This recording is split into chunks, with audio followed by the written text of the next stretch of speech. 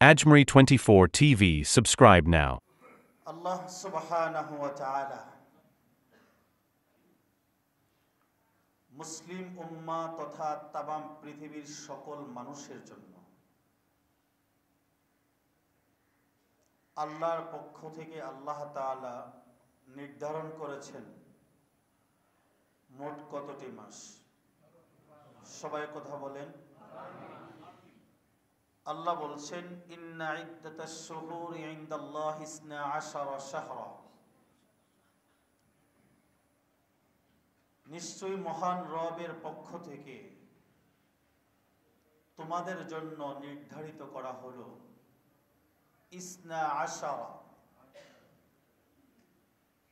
12টি মাস।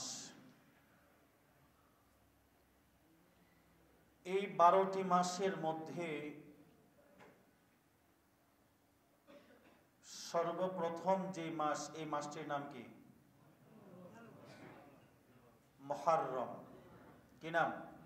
মুহররম। আমরা জাতি হিসাবে কোন জাতি? সবাই কথা বলেন।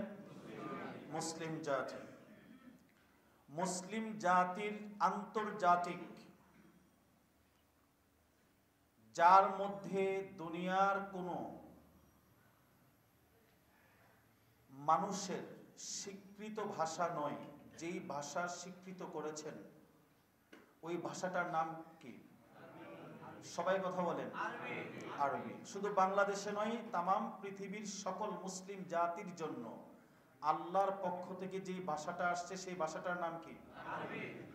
জান্নাতের ভাষা কি হবে? জাহান্নামের? নবীদের ভাষা কি ছিল? আল্লাহর ভাষা কি হবে? আরবি। আজকে দেখুন, আমরা মুসলমান সবচেয়ে বেশি স্মরণ রাখি কোন মাসকে? আরবিকে না ইংরেজিকে? অর্থাৎ প্রথম দিকেই আমাদের সবকিছু কি পরিবর্তন, চেঞ্জ হয়ে গেল। এই যে আর 3 দিন না 4 দিন বাকি আছে, তার মধ্যেই শুরু হয়ে যাবে 31st নাইট। আছে না নাই? যদি মুসলিম জাতি হন, যদি এটা স্বীকৃতিটাই দেন যে আমি মুসলমান, আমি আমার আল্লাহর বান্দা, তাহলে আজকের জুমার আলোচনাটা ঠান্ডা মাথায় একটু শুনবেন।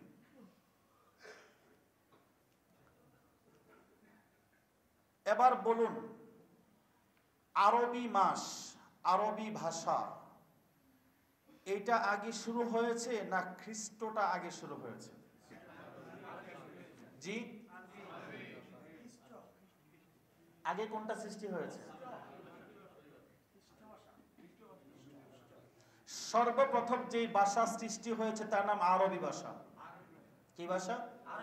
আরবি ভাষা। প্রশ্ন করতে পারেন এটা কিভাবে?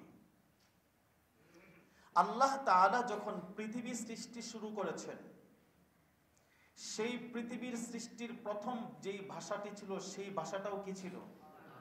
বলেন, কি ছিল? আরবি ভাষা। আজ থেকে ১৫০০ বৎসর পূর্বে এই কোরআন নাজিল হয়েছে মুহাম্মদ সাল্লাল্লাহু আলাইহি ওয়াসাল্লামের কাছে। কিন্তু এই কোরআনের যত কথা আছে, এটা কি তখন নাজিল হয়েছে না আরো আগে নাজিল হয়েছে? এটা আগে বুঝতে হবে। এটা যদি আমরা বুঝি তাহলে আরবি ভাষাটা আমরা বুঝব। এবার আসেন, আল্লাহ সুবহানাহু ওয়া তাআলা কোরআনুল কারীমে কি বললেন? আল্লাহর কথাগুলোই আমরা শুনব ইনশাআল্লাহ। রাত কে দিয়েছেন? দিন আল্লাহ বলছেন وَجَعَلْنَا اللَّيْلَ وَالنَّهَارَ آيَتَيْنِ فَمَحَوْنَا آيَةَ اللَّيْلِ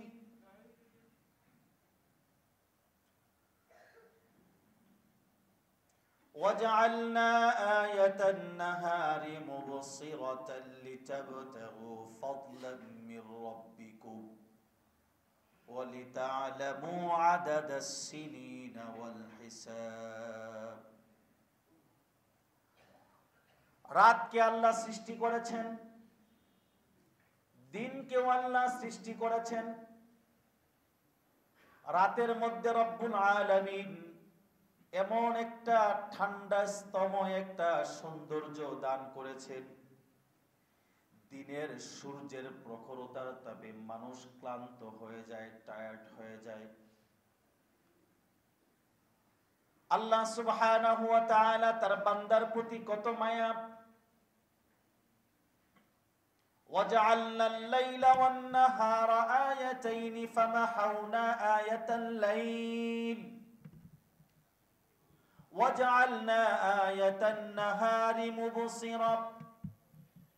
আল্লাহ রাব্বুল আলামিন রাত্রের জ্যোৎস্নাময় আলোকে করেছেন শীতল, আর দিনের সূর্যের আলোকে করেছেন প্রচন্ড তাপ প্রখরতা দিয়ে। কেন? এটা এই জন্য আল্লাহ রাব্বুল আলামিন করলেন, দিনের বেলার এই আলোতে আমার বান্দারা তাদের নিজের কাজ করে, পরিবারের কাজ করে, সমাজের কাজ করে, রাষ্ট্রীয় কাজগুলো করে সারাদিন ক্লান্ত পরিশ্রান্ত হয়ে আমার বান্দাটা টায়ার্ড হয়ে যায়, ক্লান্ত হয়ে যায়। আর রাতের যে জ্যোৎস্নাকৃত আলো আছে, শীতলকৃত যেই ঠান্ডা পরিবেশের হাওয়া আছে, এইটা সারাদিনের ক্লান্তিকে আমার বান্দার দূর করে দেওয়ার জন্য আমি রব্বুল আলামিন রাত্রের এই জ্যোৎস্নাকৃত আলোকে শীতল করে দিয়েছি। এটা কে করেছেন? জোরে বলেন। আল্লাহ রাব্বুল আলামিন এটা করেছেন। অন্য আয়াতে আল্লাহ সুবহানাহু ওয়া তাআলা বলেন, ইয়াসআলুনাকা আনিল আহিল্লা কুল হিয়া মাওয়াকিতু লিন-নাসি ওয়াল হজ। পৃথিবীর মানুষ তুমি জেনে নাও, আমি রব তোমাকে বলছি, হে আমার হাবিব আপনি মানুষদেরকে জানায়া দেন, তারা বিভিন্ন সময় বিভিন্ন কাজকর্ম করে থাকে, এই সবগুলোর জন্য তাদের জন্য একটা সময়ের প্রয়োজন, একটা মাসের প্রয়োজন, একটা দিনের প্রয়োজন, নির্দিষ্ট একটা স্থানের প্রয়োজন। কোন সময়টায় কোন কাজটা করবে, কোন মাসে কোন কাজটা করতে হবে, আমি রব্বুল আলামিন তার সব কিছুই কোরআনুল কারীমে নির্ধারণ করে দিয়েছি। আপনি কখন হজ করবেন, হজের জন্য মাস আছে না নাই? কোন মাসে রোজা রাখবেন, সেই রোজার জন্য নির্ধারিত মাস আছে না নাই? কোন দিনে আপনি জুমার নামাজ আদায় করবেন, সেই জন্য নির্দিষ্ট দিন আছে না নাই? এই সবগুলো কার পক্ষ থেকে? জোরে বলেন। আল্লাহ রাব্বুল আলামিনের পক্ষ থেকে।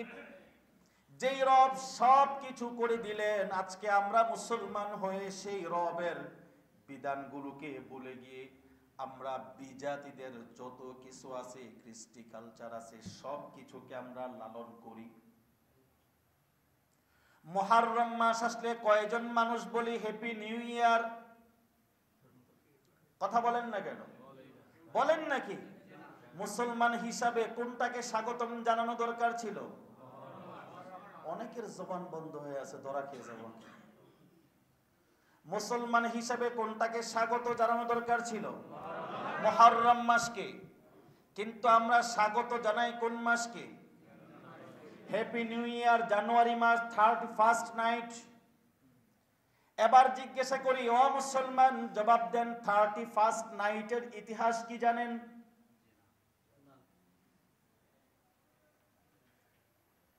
অনেকেই জানি না।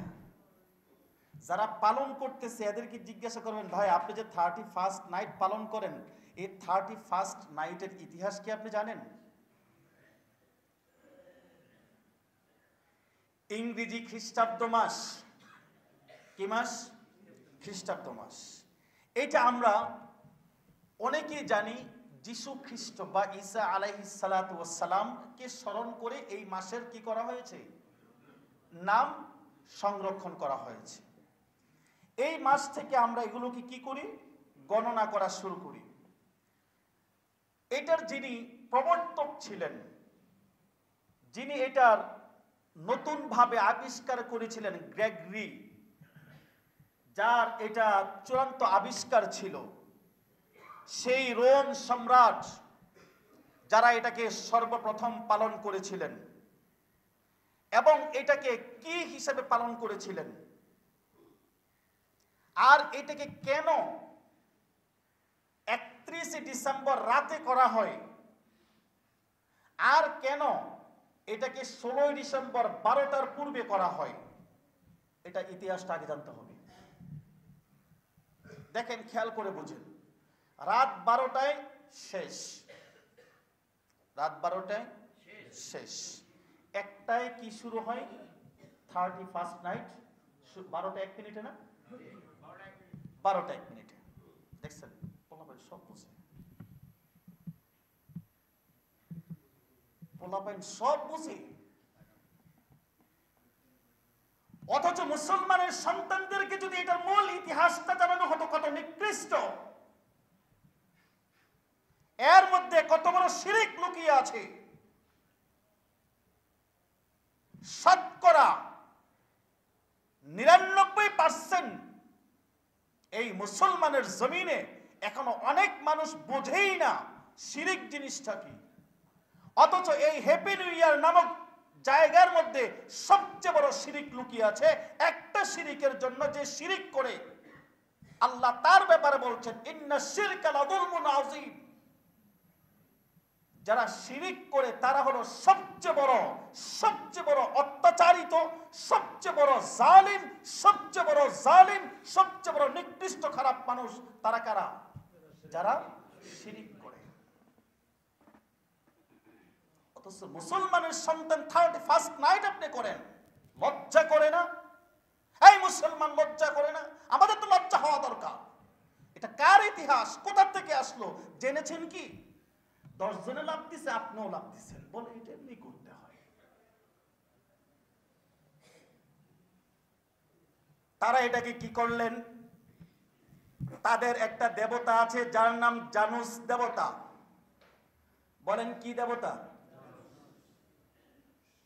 খ্রিস্টানদের একটা দেবতা আছে, তার নাম কি? জানুস দেবতা। এই দেবতার মুখ হয় দুইটা। কয়টা? একটা সামনে একটা পিছনে, একটা মুখ সামনে একটা মুখ পিছনে। জানুস দেবতাকে তারা যখন এটাকে বানায়, জানুস দেবতার সামনে একটা মুখ থাকে, পিছনে একটা মুখ থাকে। সামনের মুখটাকে তারা রাখে দেয় বর্তমান ভবিষ্যতের জন্য, আর পিছনের ওই মুখটাকে রেখে দেয় তারা অতীত কালের জন্য। অর্থাৎ 11টা 59 মিনিটে অতীতকালের সবকিছু শেষ হয়ে গেছে, 12টা 1 মিনিটে সবকিছু প্রকাশ পেয়ে গেছে। বলেন তো এবার মুসলমানের সন্তান হয়ে জবাব দেন, এইটার প্রতি বিশ্বাস করা এটা কি শিরিক কিনা? কথা কয় না? এবার আমাকে জিজ্ঞাসা করে জবাব দেন, বর্তমান ভবিষ্যৎ এটার সবকিছু রূপ ধারক কে? নির্ধারণ কে করেন? অথচ জানুস দেবতার তারা যে পূজা করে, সেই পূজার মধ্যে তারা এটাকে উল্লেখ করে সামনেরটা হলো বর্তমান ভবিষ্যতের জন্য। এই জন্য জানুস দেবতার প্রথমে তারা পিছনে গিয়ে তারা পুজো করে। যখন এই পূজা শেষ হয়ে যায় তখন তারা জানুস দেবতার সামনে দিয়ে ঘুরে এসে তারা বর্তমান ভবিষ্যতের জন্য তারা পূজা করে।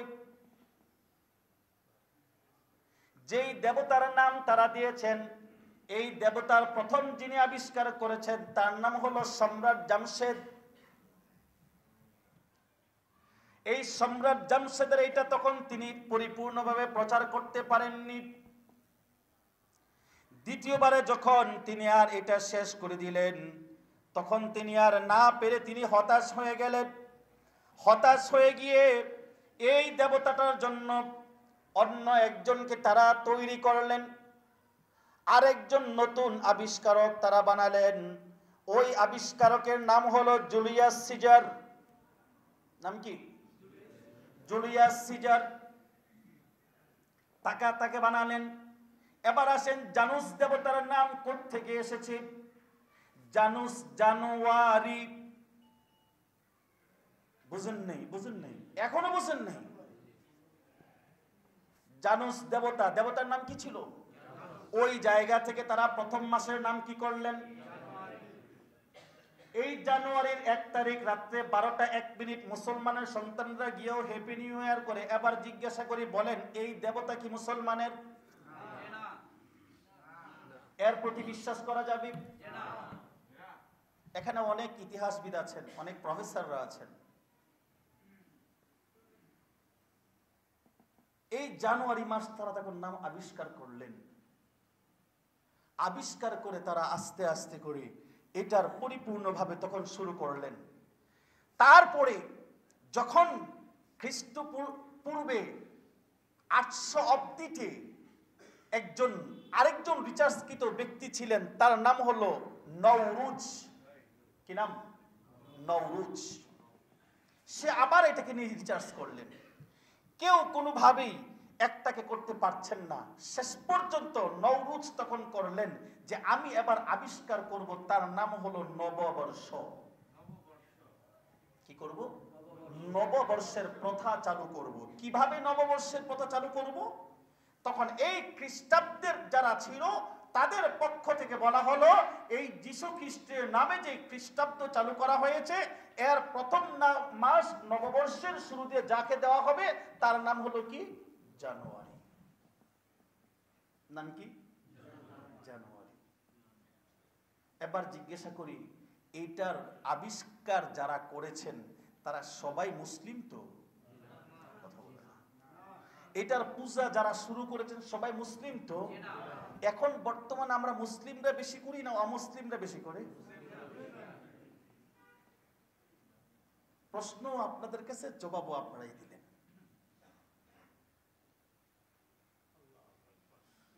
বিশ্বনবী মুহাম্মদুর রাসূলুল্লাহ সাল্লাল্লাহু আলাইহি ওয়াসাল্লাম বলেছেন, মান তাশাব্বাহা বিকওমিন ফাহুয়া মিনহুম।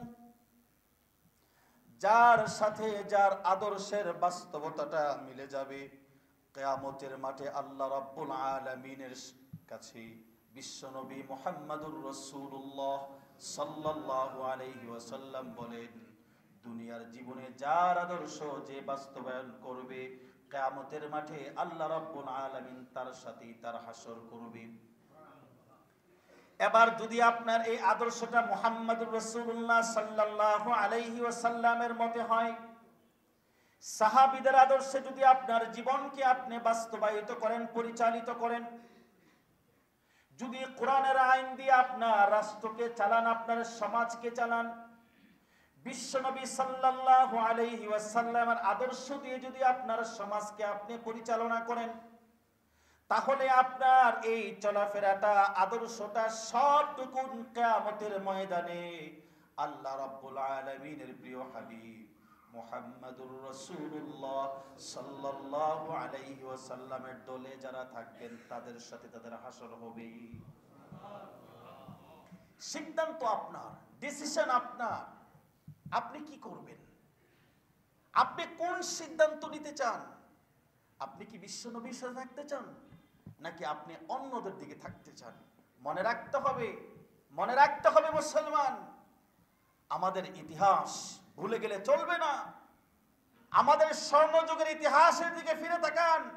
সেই ইতিহাসের দিকে তাকালে বুঝবেন মুসলমান কখনো হেরে যায় না। মুসলমানদেরকে বিজয় যিনি দান করেন তিনি কে? হয়তো কিছু সময় আল্লাহ তাদেরকে পরীক্ষা করেন, ইমানদারদের পরীক্ষা করেন, কিন্তু শেষ হাসিটা আল্লাহ কাদেরকে হাসায়া দেন? মুসলমানদেরকে আল্লাহ হাসিয়ে দেন। আপনারা ইতিহাস জানেন, অনেকেই এটা নিয়ে রিসার্চ করেছেন। পৃথিবীর ইতিহাসে হিন্দু, খ্রিস্টান, বৌদ্ধ যে যত ধর্ম আছে সবাই মিলে রিসার্চ করে একজন ব্যক্তি যার ব্যাপারে কোনো ধরনের কোনো মন্তব্য পায়নি, বাজে মন্তব্য পায়নি, নেগেটিভ কোনো কিছু পায়নি, বলেন তো এমন একজন সুপার পাওয়ার ম্যানের নাম কি? অনেকের জবান পিছনের ভাইরা বলতেছি না, বলেন নাম কি? মুহাম্মদুর রাসূলুল্লাহ সাল্লাল্লাহু আলাইহি ওয়াসাল্লাম। তিনি হলেন সুপারম্যান। আপনি ওনার মতো সুপারম্যান আদর্শিক নেতা পেয়ে আপনি ভুলে গেলেন, আর দুনিয়ার এই নেতা পেয়ে পাগল হয়ে গেলেন। অথচ মুসলমান দুনিয়ার এই নেতার আদর্শ মানলে জান্নাত পাওয়া যাবে, কোনো সার্টিফিকেট আছে নাকি? আছে? আপনাদের কাছে মনে হয় আছে? কিন্তু বিশ্ব নবীর আদর্শকে যদি আপনি লালন পালন করেন, আপনাকে যিনি জান্নাতের সার্টিফিকেট দিয়েছেন তিনি কে? আল্লাহ। জোরে বলেন আল্লাহ।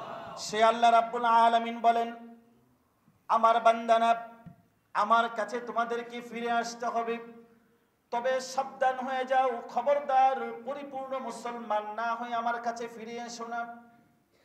কারণ কবর একটা এমন একটা জায়গা যেখানে কারোর কোনো গোষ্ঠী দেখা হয় না, বংশ দেখা হয় না, ক্ষমতা দেখা হয় না, সুন্দর দেখা হয় না, কার কণ্ঠ কেমন ছিল তাও দেখা হবে না। ওই জায়গায় যেই জিনিসটা দেখা হবে, বান্দা শিরিক বাদ দিয়ে নির্ভেজাল কোন ইবাদত গুলো, কোন আমলে সালেহ গুলো বান্দা তুমি আমার জন্য করে আনতে পেরেছো।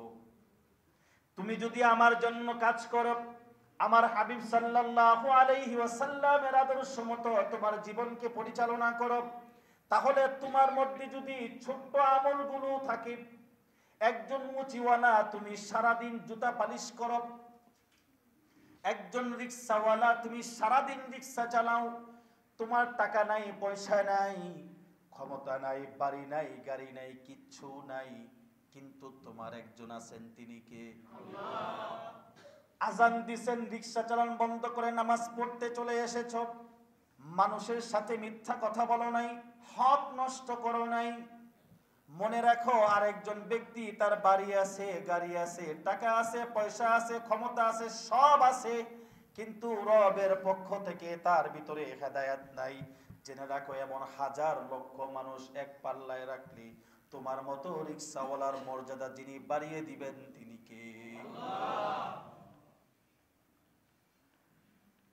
সে আল্লাহ সুবহানাহু ওয়া তাআলা কোরআনুল কারীমের মধ্যে বলেন, ও আমার বান্দা, দুনিয়ার মধ্যে তোমার এই জীবনটাকে সুন্দর করে পরিচালনা করার জন্য তোমাদের নবীকে তোমাদের জন্য মডেল দিয়েছিলাম।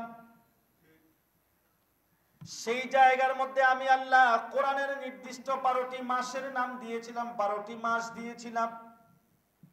কিন্তু দুঃখের বিষয় হলেও এটা চূড়ান্ত সত্য, অনেক মুসলমানের সন্তান আছে এখনো আরবি 12 মাসের নাম অনেকেই জানে না।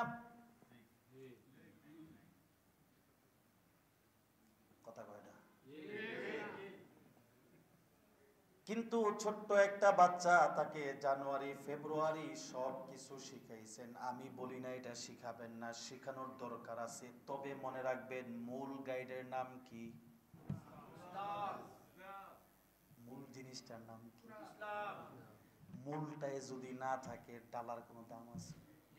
এই কথা বলেন, মূলটাই যদি না থাকে ডালার কোনো দাম আছে? তাহলে মূলের নাম কি? মূলের নাম ইসলাম। বলেন, মূলের নাম কি? ইসলাম। আর এই ইসলামটা কিভাবে চালাতে হবে, পরিচালনা করতে হবে, যে গাইডলাইন্সটা দেওয়া আছে, এই গাইডলাইন্সের নাম কি? জোরে বলেন, কোরআন। কোরআন নামক গাইডলাইন্স দিয়ে ইসলাম নামক মূল জীবন বিধানটাকে যদি আপনার জীবনে বাস্তবায়ন করেন, তাহলে কি বলেন, আপনার সন্তান আগে কোনটা শিখবে? আগে মুহররমটা শিখবে, তারপর জানুয়ারি শিখবে, ঠিক কিনা? কিন্তু আমরা আগে কোনটা শিখাই? সর্বশেষ আর দুই একটা কথা বলে শেষ করছি। ভাইয়েরা আমার, যেহেতু আমি মুসলমান, আপনি মুসলমান, মরতে তো হবেই, কি বলেন? হবে না? হবে। কবরে রাখা হবে তো সবাইকে। রাগ করতেছেন মনে হয়, অনেকেই রাগ করতেছেন, বুঝা যাচ্ছে। কবরে রাখা হবে সবাইকে। আচ্ছা বলেন, এত দামি একজন মানুষ আপনি দুনিয়ার জীবনে, আপনার সন্তানদের জন্য আপনি অনেক আপন, আপনার মেয়ের জন্য আপনি অনেক আপন, আপনার বিবির জন্য আপনি অনেক আপন। কি বলেন, একজন থাকলে জবাব দেন, হুজুর আমার এই এত আপন, যার জন্য সব করলাম, আমি কবরে গেলে সে আমার কবরের পাশে সারাক্ষণ বসে থাকবে, এমন আছে? কথা বলেন না কেন? এবার আমি জিজ্ঞাসা করি, বলেন সেই কবরে যিনি বন্ধু হবেন তিনি কে? জোরে বলেন, জোরে বলেন। ওই কবরে বিচার আচার যা কিছু আছে এগুলো থেকে মাফ করার ক্ষমতা কার কাছে আছে? আল্লাহর কাছে আছে। এটা কি সবাই বিশ্বাস করেন? সবাই? যদি সবাই বিশ্বাস করেন, ও ভাই আমি বলি না আপনি আপনার ছেলেকে জজ ব্যারিস্টার বানাবেন না, আমি বলি না আপনার ছেলেকে আপনি এমবিবিএস বানাবেন না, ভুল বুঝবেন না। আপনার ছেলের জজ হওয়া দরকার আছে না নাই? কারণ একজন জজ যদি ইসলামিক মাইন্ডসেট থেকে হয় তাহলে সে সত্যিকার ন্যায় বিচারটা পাবে। একজন ডাক্তার দরকার আছে না নাই? ডাক্তার যদি ঠিক হয় তাহলে কসাইয়ের মতো কেটে টাকা নিবে না, ঠিক কিনা? অনেক হসপিটালে এখন দেখা যায়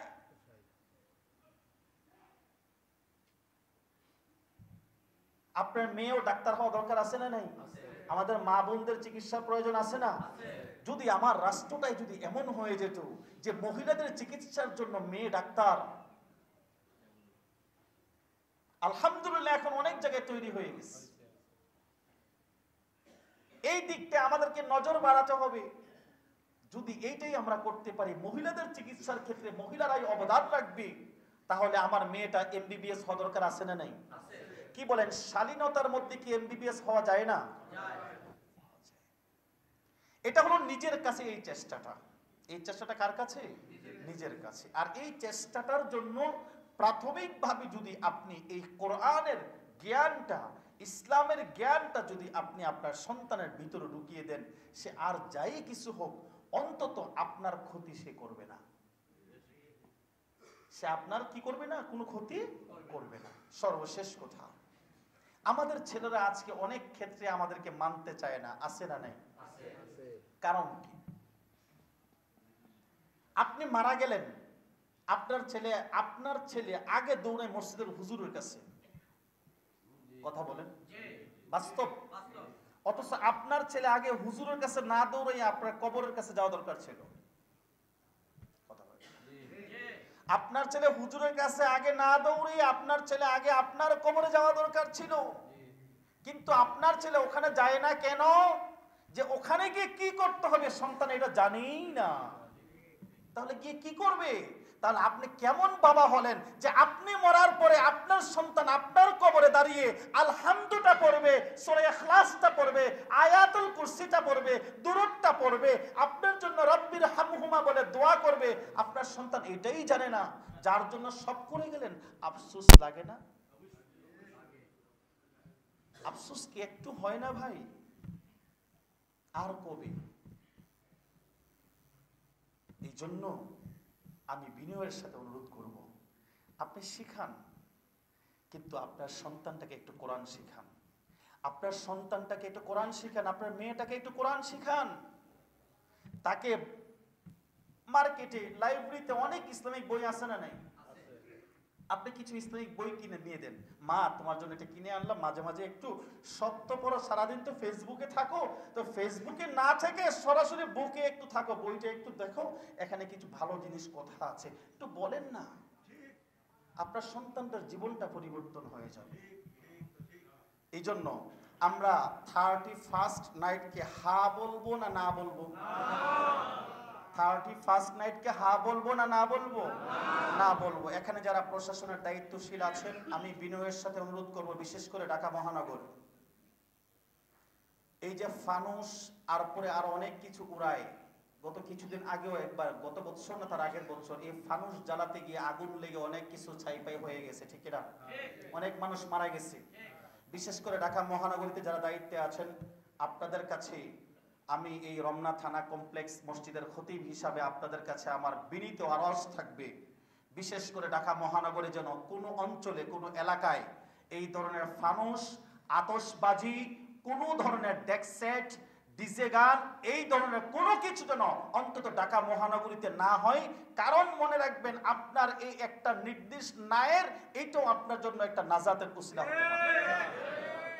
পারে কি পারে না? এটা নিষিদ্ধ হোক আমরা চাই তো ইনশাআল্লাহ। এই ধরনের ডিজে গান, এই ধরনের ফানুস, আতশবাজি, এগুলো যেন না হয়। এই দিকে আপনারা একটু সজাগ থাকবেন, এটা আপনাদের সবার কাছে বিনয়ের সাথে রিকোয়েস্ট রইল। আল্লাহ সুবহানাহু ওয়া তাআলা আমাদের সকলকে ইসলামী মোতাবেক জীবন পরিচালনা করে আল্লাহর ভালোবাসার পাত্র হয়ে যেন আল্লাহর কাছে আমরা যেতে পারি, আল্লাহ সেই তৌফিক দান করুক, আমিন।